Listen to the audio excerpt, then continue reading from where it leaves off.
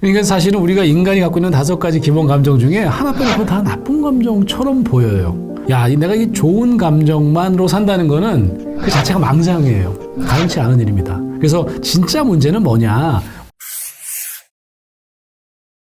여러분 혹시 그 2015년에 개봉했던 영화인데요. 인사이드 아웃 영화 다 아실 거예요. 그 인사이드 아웃에 보면 5명의 캐릭터가 나오는데 그게 사실은 이제 학자들이 얘기하는 5가지 모든 인간이 갖고 있는 5가지 기본 감정을 다룬 영화인데 그 5가지 중에요.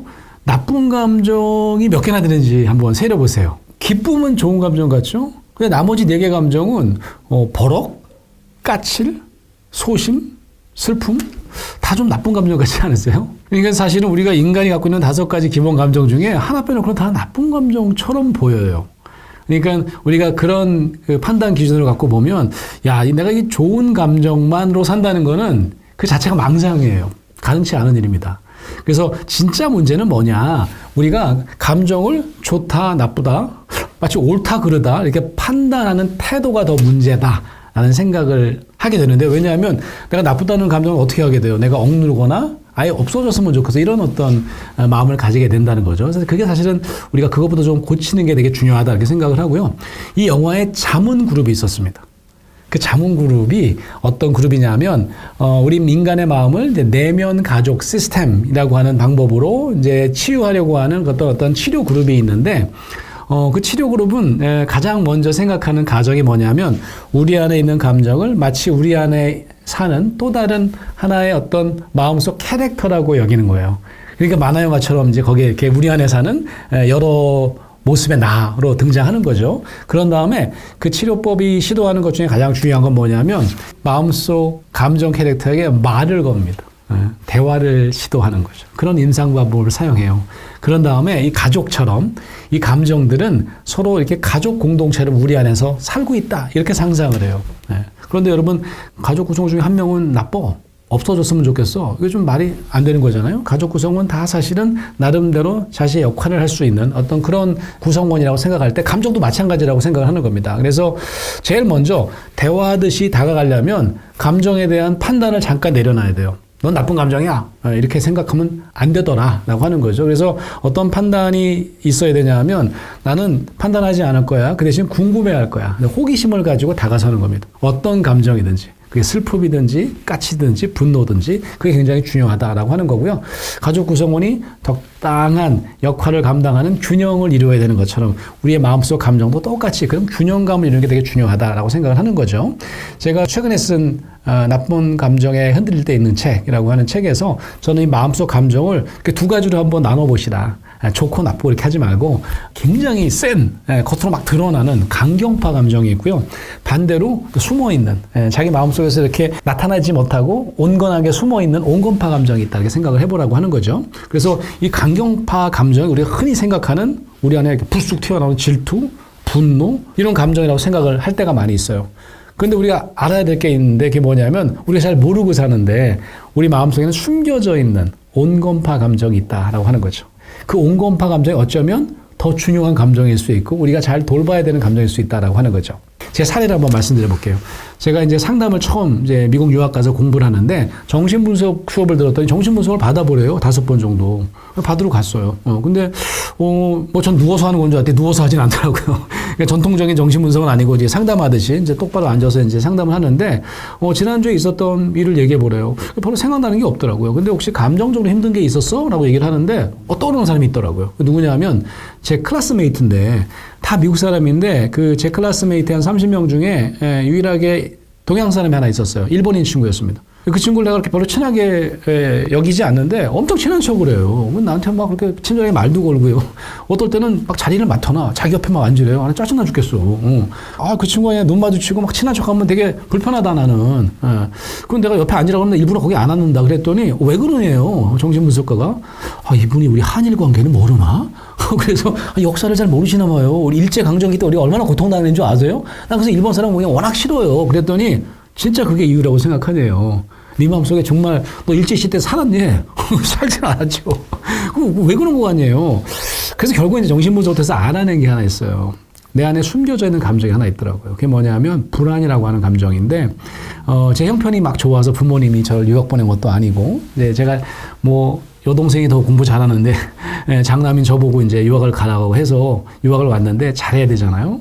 근데 너무 힘든 거예요. 수업 시간에 못 알아듣겠고 어떡하지? 이게 불안이 올라오는데 이 일본 친구가요. 일본인 3세예요. 미국에서 태어났을 뿐만 아니라 일본말을 못하는 영어를 훨씬 더 잘하는 친구였어요. 그래서 first name도 존이었던 것 같아. 그 친구한테 내가 왜 짜증이 났냐? 사실 그 친구는 더 불안해지는 겁니다. 내가. 저 친구는 저렇게 잘하는데 영어를 너무 잘하니까 클래스에서도 막 발표도 많이 하고요. 저는 그 친구를 보면 불안이 막 더 도지는 거예요. 그럼 제가 불안을 안 느끼려면 어떻게 해야 되느냐? 짜증을 내야 됩니다. 그 친구에 대해서 막 화를 내야 됩니다. 근데 이제 정신분석을 통해서 내 불안이라는 게 너무 당연한 감정이더라고요. 아니, 그 친구 여기서 태어났잖아요. 저는 한국에서 태어났어요. 20몇 살 때 갔어요. 당연히 영어를 못하는 게 당연하잖아요. 내 불안을 제가 받아들이기 시작하고 내 불안을 오히려 수용했더니 마음이 편해지더라는 거죠. 오히려 그 친구 미워하는 마음도 내려가고 오히려 그 친구한테 도움 많이 받았습니다. 영어를 잘하니까 제가 영어 쓴 거 보여주면 고쳐도 주고 문법을 아주 좋은 관계로 회복됐던 경험이 있어요. 이런 것처럼 우리의 마음속 감정 뭐 하나 우리가 버려야 될 감정이 없고 나쁘다고 생각할 감정이 하나도 없더라. 그래서 그 온건파 감정 내가 수용했더니 마음의 평화 찾아오더라. 이런 말씀이죠. 유명한 실험이 있습니다. 우리나라에서도 한번 소개한 적이 있는 실험인데 한번 이제 방송에서 소개한 적이 있어요. IQ가 거의 비슷해요. 그러니까 수학 능력이 거의 비슷한 두 집단을 만들어요. 근데 이 A 집단은 이제 어떤 집단이냐면 정서 지능이 높은 집단. IQ는 되게 똑같은데 EQ가 되게 높은 집단이고요. 다른 집단은 EQ가 좀 낮아요. 근데 이제 수학 능력은 되게 비슷한 시험을 보게 합니다. 시험을 보게 하는데 어떤 실험을 하냐면 중간에 돌발 변수를 만들어요. 갑자기 뭐 벌레가 나와서 와 벌레다 그러고 뭐 비상벨이 울리고 막 그러면 막 감정 동요가 일어나겠죠. 그러면 EQ가 높은 그룹과 낮은 그룹 중에 누가 시험을 잘 못 볼까요? 평균 점수 보통 실력보다 더 떨어지는 그룹이 있어요. 어떤 그룹일까요? 이렇게 보통 여쭤보면요. EQ가 높은 친구들이 감정적으로 예민한 친구들이고 그래서 이제 감정이 이렇게 동요가 심해지면 갑자기 막 예민하기 때문에 갑자기 막 감정 조절을 못해갖고 시험을 못 볼 거라고 생각합니다. 결과는 정반대입니다. EQ가 높은 그룹들이 훨씬 더 시험을 잘 보더라. 그냥 평상시 성적대로 나오더라. 그런데 EQ가 낮은 친구들이 정서 지능이 낮은 친구들이 시험을 완전히 망치더라. 왜 그럴까요? 우리가 정서 지능이 높다는 게 뭐 감정에 예민하고 감정이 한번 딱 사로잡히면 헤어나오지 못한다. 이렇게 생각하시는 정반대예요. 어떤 감정을 경험하더라도 그 감정을 잘 조절하는 친구들이더라. 감정 조절이 잘 된다는 의미거든요. 뇌과학자들이 그렇게 얘기를 합니다. 불안을 비롯해서 나쁜 감정이 느껴지잖아요. 그 감정이 실제로 내 신체에 영향을 주는 그 기간은 길지 않대요. 그 감정이 딱 나한테 느껴지면 그게 길어야 90초랍니다. 아주 길면 120초. 2분이에요. 그 정도밖에 안 된대요. 그리고 사실은 그 감각적인 경험은 없어지는 게 사실인데 우리가 그다음부터 어떻게 큰일 났어 해서 이 불안 감정을 몸으로 느끼는 그 다음에는 다 생각입니다. 생각. 우리 마음속에 생각이 계속 끊이지 않고 어떡하지? 그 감각적 기능을 내가 나쁘다고 판단해서 나 시험 망칠 것 같아. 이러다가 내가 재수하면 엄마한테 진짜 끝인데 이제 이런 막 생각이 더 판단이 더 문제다라고 하는 거죠. 그래서 내 자신이 좀 불안을 조절할 수 있는 방법을 나쁜 감정을 잘 조절할 수 있는 방법을 찾으시려면 이렇게 하셔야 돼요. 저는 막 나쁜 감정에 시달려서 상담에 찾아오는 분들이 너무 불안해요. 이러다가 내 인생 망할 것 같아요. 내 인생을 참 무의미할 것 같아요. 이렇게 생각이 된대요. 그러면 제일 먼저 하는 말이 뭐냐면 일단 생각은 그만하세요. 생각 안 해도 돼. 생각이 문제예요. 판단이 문제예요. 생각을 중단하라고 합니다. 그런 다음에 그냥 제 표현은 그죠. 부정 판단이거든요. 그건 어쨌든 그 감정 때문에 나 인생 망칠 것 같다는 생각이 부정 판단을 잠시 멈추라고 하는 거고 대신 그냥 감정으로 들어가 봅시다. 그래요. 들어가 보자고요. 눈을 감기겠죠. 눈을 한번 감아보시라. 어떤 감정인지 찾아보라고. 그러면 여러 감정이 떠오릅니다. 다 내가 필요한 감정이에요. 나쁜 감정 하나도 없어요. 내가 불안합니다.